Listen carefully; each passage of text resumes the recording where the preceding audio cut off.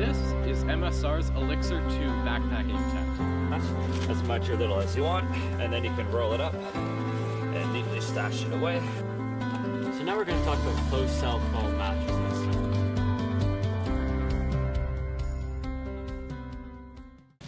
Hey YouTube, Scoutic here with another video. Today we're going to be talking about some of the most popular products from Salomon's new line of running shoes. The Sonic RA, Sonic RA Max, and Sonic RA Pro. Let's take a closer look.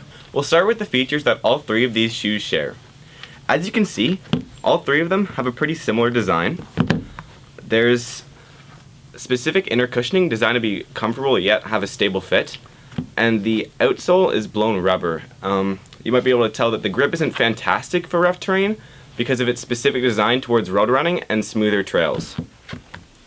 All three of these shoes also use Ortholite, SenseFit, and Energy Cell technology in order to create the most secure fit possible. Here we have the Sonic RA, the most basic shoe out of the three. It has a perfect balance of stability, cushioning, and low weight, with average breathability for a running shoe. I recommend it for beginning runners because of the emphasis on cushioning and comfort. This is the Sonic RA Max. It focuses a bit more on stability and comfort over breathability and weight. As you can see, there's a lower drop here, and that just means that there's more cushioning, and it's way better for support. If you're having feet issues, I'd highly recommend this one.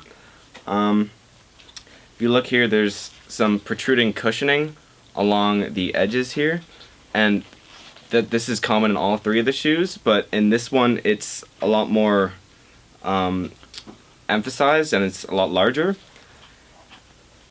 Finally, we have the Sonic RA Pro. This is by far the lightest out of the three models. It sacrifices some cushioning and support for that, however, so I'd only recommend it if you're an experienced runner.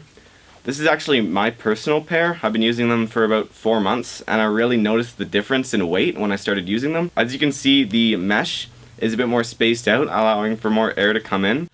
Thanks for watching. Don't forget to like and subscribe if you enjoyed, and we'll see you next time.